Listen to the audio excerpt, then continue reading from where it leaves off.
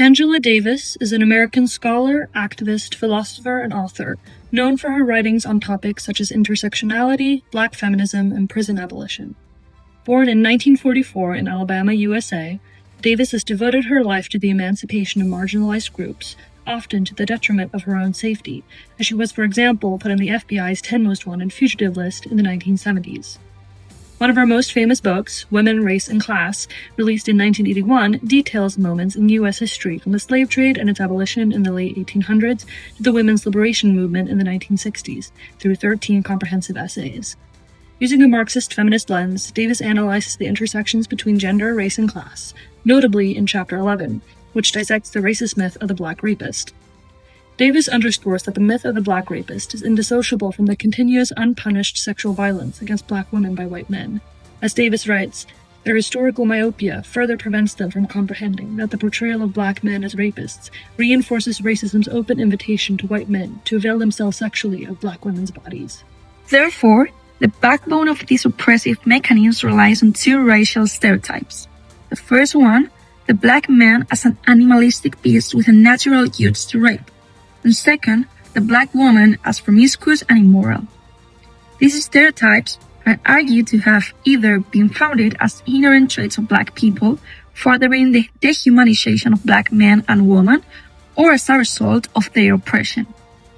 For the Black man, his inclination to rape the white woman is interpreted as a form of revenge against the white race. For the Black woman, her promiscuity and immorality were seen as a result of internalizing her role as a sexual prey under slavery. Davis shows that after slavery ended, the South faced a crisis. How do you maintain racial domination when you can no longer legally own human beings? The answer, horrifyingly, involves sexual fear, weaponized as propaganda. The image of the Black rapist became the excuse for lynching, the moral pretext for racial terror. And lynching itself became a kind of public ritual, a gathering of white solidarity, a performance of racial hierarchy. So why should this painful history be included in our sociological canon? Well, first of all, because sociology cannot argue to study society without the underlying structures of gender, power, and race which it is built upon. Second, our canon would actually be incomplete without this history. It would tell the story of society without those most harmed by it.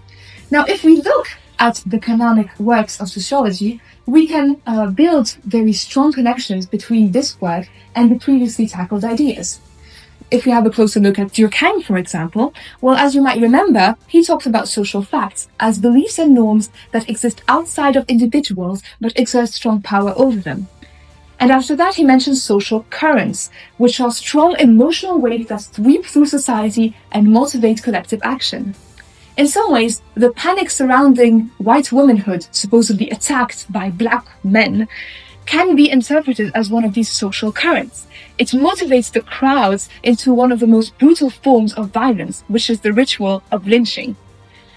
So, in some sense, the myth of a Black rapist can be analyzed as Durkheim looked at anti-Semitism. It is a symptom of the social malaise caused by the lack of solidarity between white people themselves.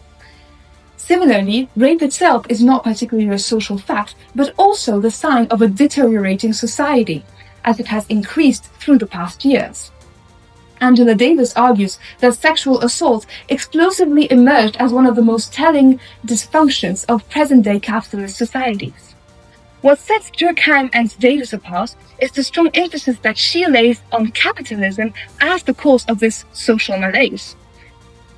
In this sense, she joins the Marxist theories, which also had a very strong influence on her theories and writing. Davis argues that besides being a horrendous, dehumanizing crime, rape is an instrument of power. She mentions rape as a means to spread terror during wars, talking about American soldiers' incentive to rape Vietnamese women during the Vietnam War. But rape also serves as an instrument of economic domination for capitalism. Angela Davis, a Marxist herself, condemns the rape of working-class Black women, as we can read in the following excerpt. As the basis of the license to rape Black women during slavery was the slaveholders' economic power, so the class structure of capitalist society also harbors an incentive to rape.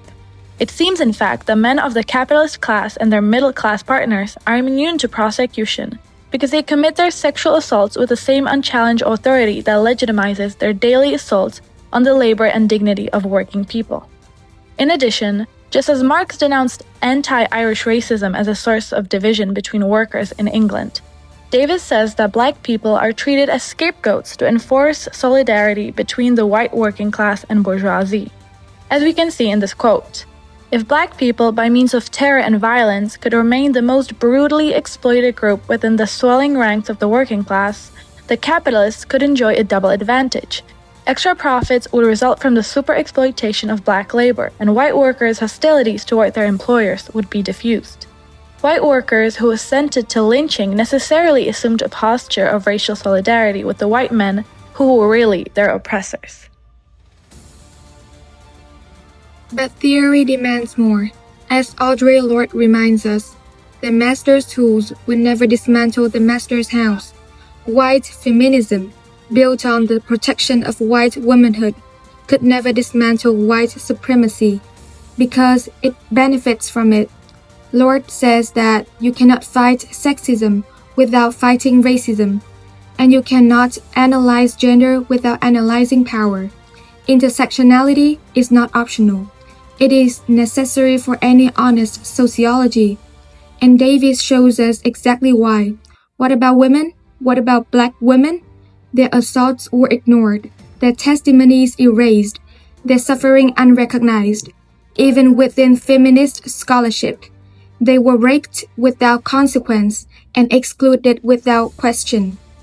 In the syllabus for classical and modern sociological thought, the ratio of text written by men versus women was 34-10.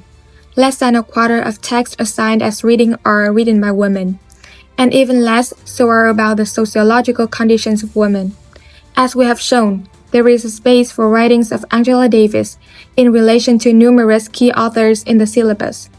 Furthermore, this chapter, along with the rest of the book, would be an extremely relevant addition to the sociological canon.